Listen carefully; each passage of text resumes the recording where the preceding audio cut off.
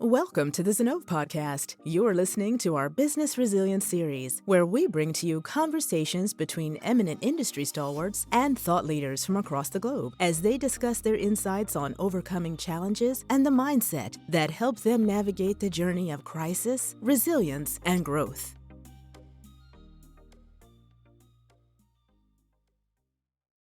What is irrefutable is that 2023 has been the year of the GCC in India. Zinnov and Nasscom did a GCC trends report approximately a year ago, and we found that India is home to 1,580 plus GCCs. And that number has increased by a whopping 50 new companies if you clock in by December 2023.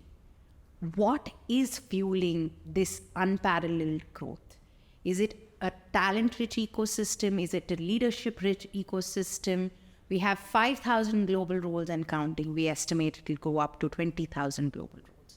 There's a lot that is coming into play. Some of it is on technology, some of it on people, some of it is mindset shift, and it is also about a broader ecosystem and the sense of community. All of these things create the perfect recipe for what is going to unfold in 2024 and beyond. Today, I have with me a veteran in this ecosystem who has seen India across many, many different lenses. He has worked in the services space, he has worked in the product space, and now is an ecosystem champion. He's fondly known as KSV, full name known as KS Viswanathan, and it is my pleasure to have him in conversation again, almost a year later to the day, so that we can have a conversation of what it means for the technology ecosystem and narrative in India in this podcast. Thank you, Nitika. Once again, good seeing you. Absolutely. Yeah. KSV, we had this conversation almost to the date a year ago, right? So I'm going to ask you, you mentioned a few things which I'm going to bring up in this podcast, but if you had to summarize 2023 from a GCC lens, what would it be? It's a good question. I will put it in 5 different buckets. The first bucket in terms of importance is that increased trust. People are now entrusting more with noble global roles coming in. The data that Zinnov and Nasscom together produce, currently we added about 5,000 and aspiration go to 20,000 new global roles coming. So there is an increased trust on the capabilities of the capability center. Number 2, which in my mind, slowly the narrative is changing to truly globalization. And I would say the disappearance of the world, us and them. It is emerging more of a world of oneness. There's one global processes, global team, global aspirations, everything is being one. And perhaps period of time, the word GCC as a model itself will extend in a different avatar of global enterprises will come in the second one. And third is, interestingly, increasing usage of data, drawing insights, etc., leading to different kinds of newer roles and newer titles coming up. I was very happy to see some of the roles like Chief Customer Officer, Chief Growth Officer is all coming up into the country here. And all of this is happening because there's an overall capabilities of the leaders to go beyond order taking has taken place. So if I had to summarize it from an overall GC lens perspective, we have certainly moved from being a back office to the world to the mid office of the world, fastly approaching the front office of the world in the operations side. We are truly moving away from being in all of them in terms of the talent development center to become an innovation center for the parent enterprises. And in all of them, thanks to many things that's happening simultaneously in India, digitalization, GC, etc., in principle, the can-do attitude has terrifically has gone up.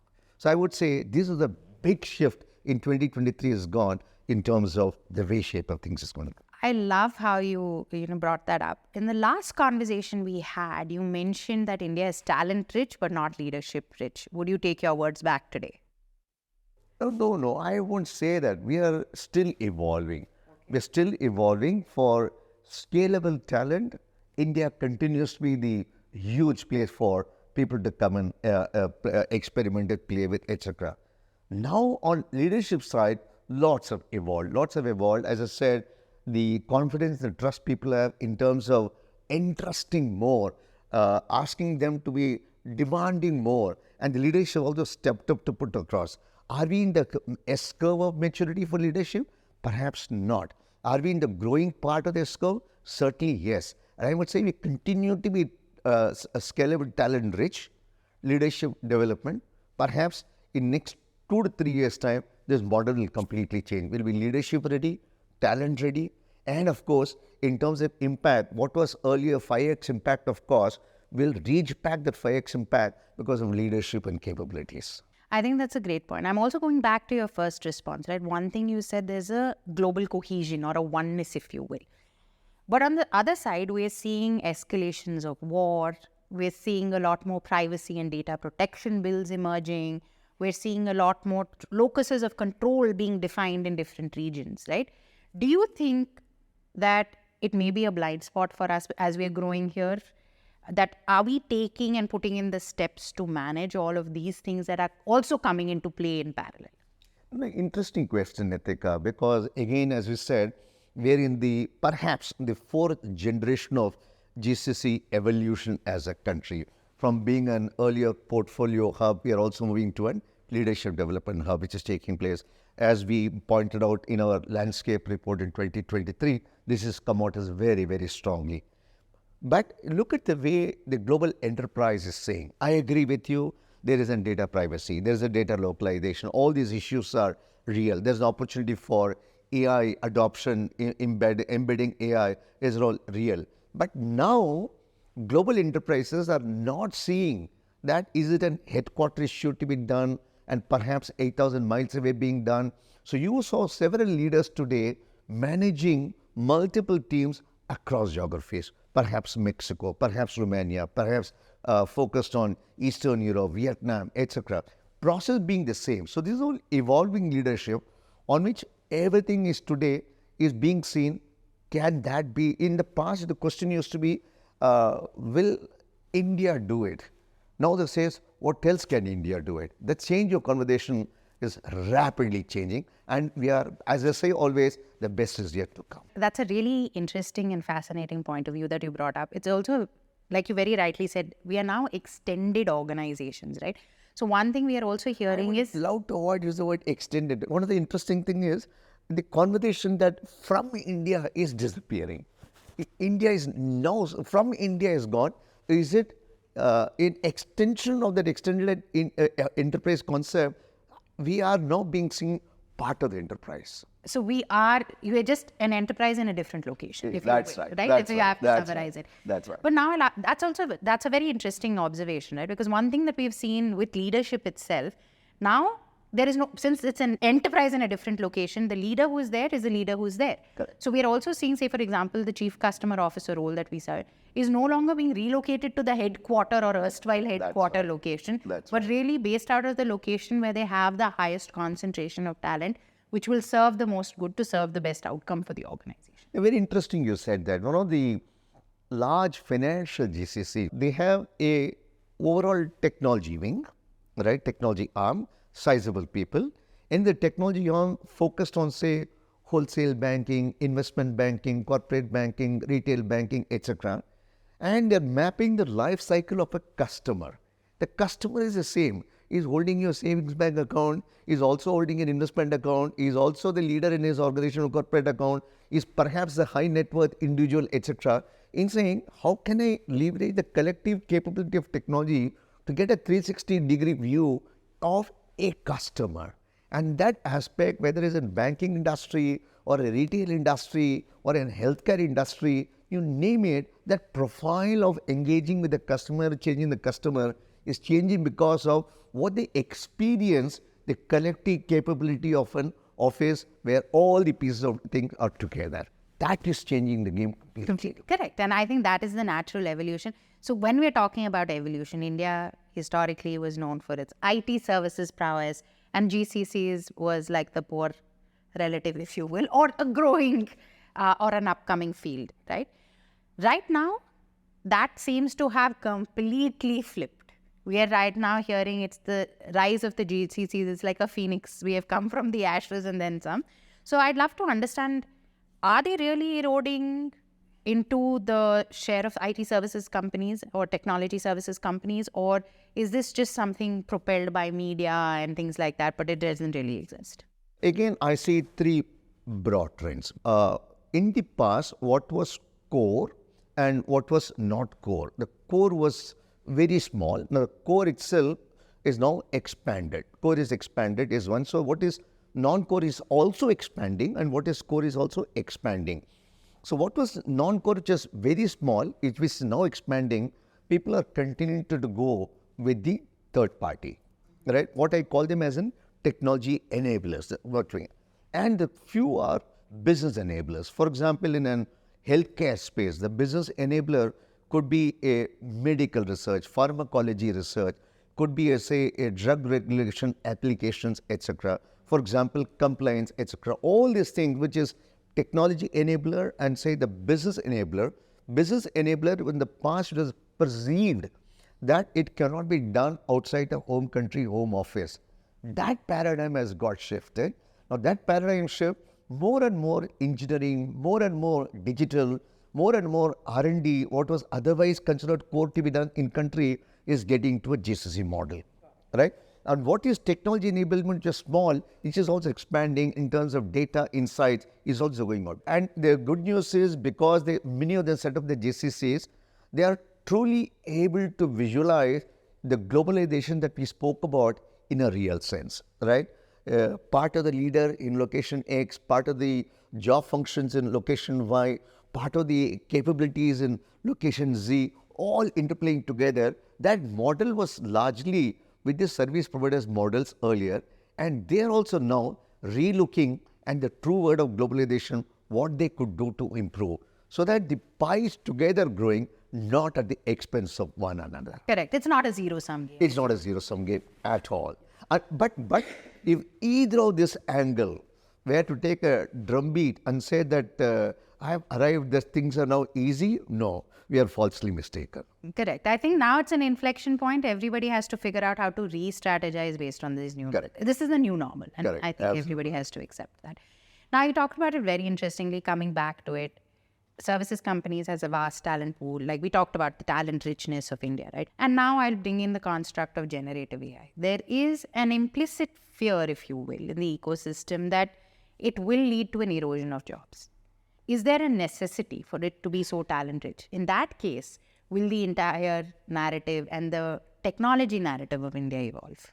Very interesting. I need to take an anecdotal experience, not experience, and something to share with you. When the first elevators came perhaps 100 years back, it was just a structure on which people will pull the thread and lift you up. And for any reason, if the rope were to be broken, you're gone. Surely you're gone completely. Then subsequently, Otis as a person demonstrated, instead of pulling that the rope, he created its own, and he started proving that it is safe. And people started using elevators so that the fear could be removed. Then in New York, somewhere in 1830, there was a massive strike by all the elevator operators, and the people who were otherwise working in skyscrapers had two options: climb up 15 floors, 18 floors, walk it up, or take the elevator. And believe it or not, they all took the elevator, went up. And after that, the role for an attendant elevator got removed. The fear of technology, when that vanishes, people accept it. Or is it the fear of exercise? Yeah, fear of exercise. In that case, then it was that fear of technology, saying that what happens to me if the operator is not there? When they suddenly realized that 100,000 people went on strike, were permanently on strike, the business continued. In my own way, the way I look at it is, while what is happening is, if you position GenAI or AI as a purely technology tool and sophisticated, complicated, etc., it has got a different implication. The moment you put this as an assistive tool, that is usable by anybody and everyone, you'll find different ways of doing it. So, for example, in many segments, you look at from an India perspective, for instance, in the past, in the Western world, it was always mentioned as innovation at the top, for the top, and created down below for everybody to adopt it. We just flipped it around. It's innovation using technology at the bottom and everybody is gaining out of it. So the reason I'm saying this, Nitika, very interesting point you brought out from an AI perspective, GenAI perspective, the way it could be deployed for, say, million educations that could be imparted, skilling could be imparted. Perhaps in healthcare, the way we demonstrated with our vaccination plan, leveraging technology, perhaps can this technology be leveraged here for larger health stack getting done, manufacturing space, generative AI space, generative engineering space. The way it is going to say, it is just going to increase the productivity and thereby creating more opportunities in the way to look at it. In my personal opinion, it is too early to create that AI, GenAI perhaps can create a job scarcity. I am of the strong view it will increase productivity, generate new kinds of job, which is perhaps not visible right now to us. I couldn't agree more. I can even talk about my own function, right? Marketing and sales itself is probably one of the most disrupted functions as a result of Gen AI. And you're very right. It's a productivity enhancer. It is a context creator. It is a proficiency enhancer. Today, something that would have taken me hours to learn, I can do in a fraction of minutes, right? Correct. So we're doing that ourselves and we're seeing a lot more. And like you said, it's about change, I think, is hard. But just doing it in a right way where it is not seeming threatening is probably good. That is right. If we can keep demystifying, and that is perhaps is what the several Gen AI platform like OpenAI and others are doing is making it simple and taking the fear out of it. That will be a good score for us to move ahead. I agree. I think you beautifully summarized it by calling it democratization, really, of technology. And I think people have not had access to it so simply, till before the internet. That's right. And maybe that would be another example that comes to mind. That's really great. There are several examples, Nitika. If I trace back my own industry, we had similar opportunity, challenges and fear in 94, 95 when the ERP as a stuff was coming down to India. ERP as a thing coming to India. So people say, what will happen? India is a labor-rich country, etc., etc. Just look at the way it is done. Even look at the digital public infrastructure as a platform. Despite every fear expressed, it is now proven it is contributing to 1% of our GDP because of digital public infrastructure.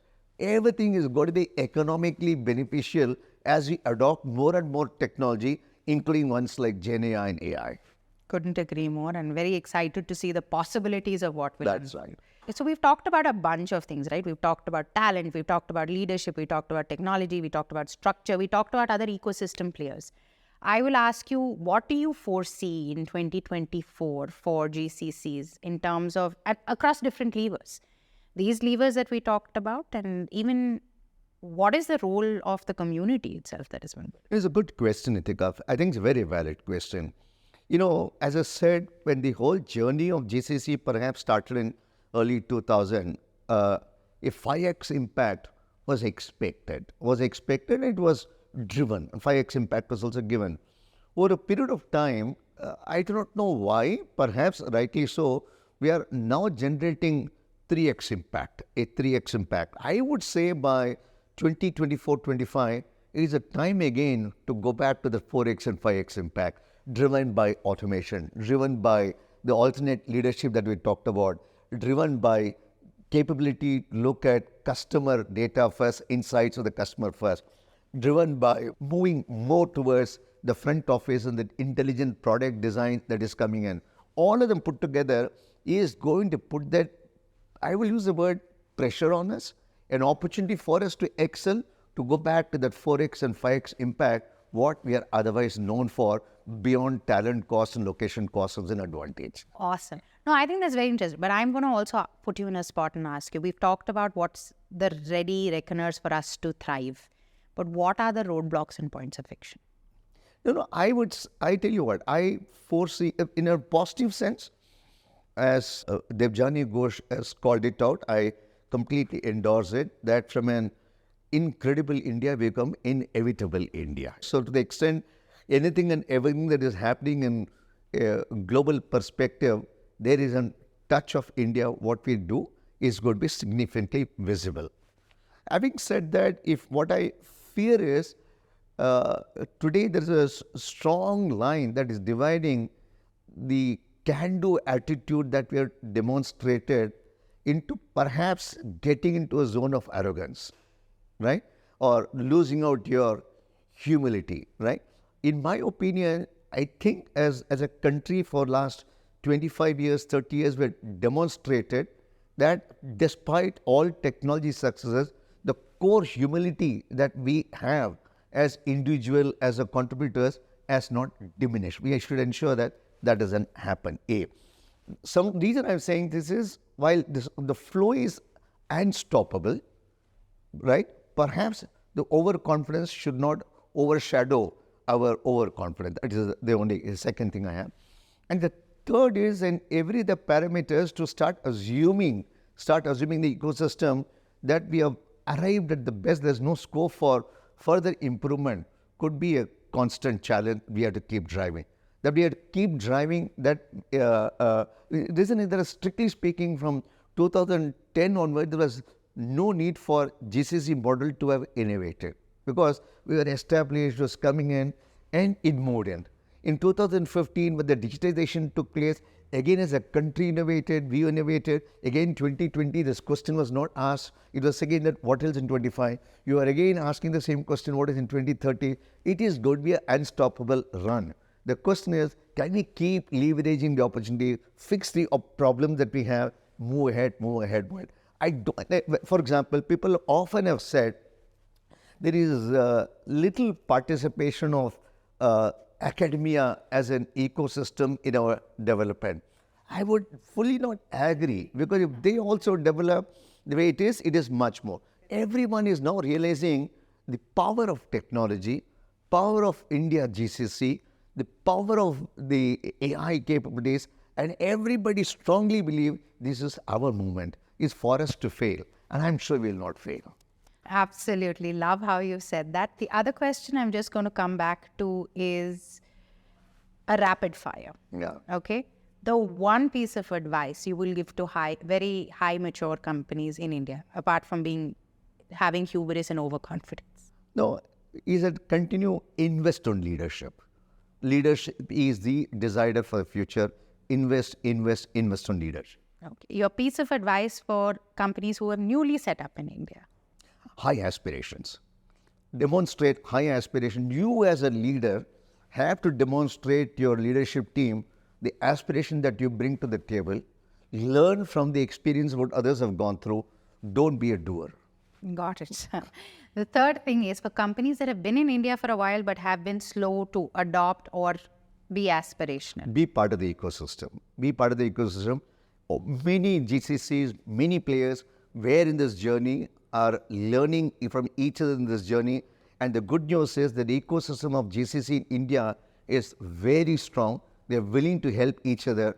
Here is an opportunity for you to be part of this ecosystem and experience the learning and growth. I think that's a beautiful thought that you said, because it's a sense of community. I think our culture is very community driven, and I think that reflects in the GCC ecosystem as well, and the willingness to help. I've been a part of it for maybe 15 years and I experience it every day. Right.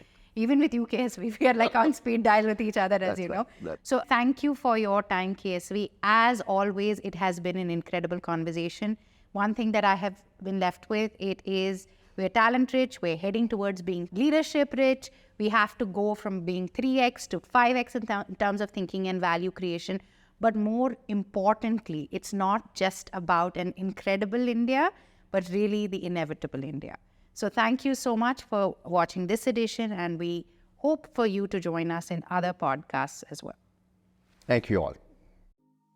Thank you for listening to this episode of the Business Resilience Series. Stay tuned for more such interesting episodes. You can listen to our podcast on Apple Podcast, Google Podcast, Spotify, or wherever you get your podcast from. To know more about Zinnov, visit our website, www.zinnov.com, or drop us a note at info@zinnov.com. Follow us on Twitter @Zinnov for regular updates on our content. Thank you again for listening to the Business Resilience series of the Zinnov podcast.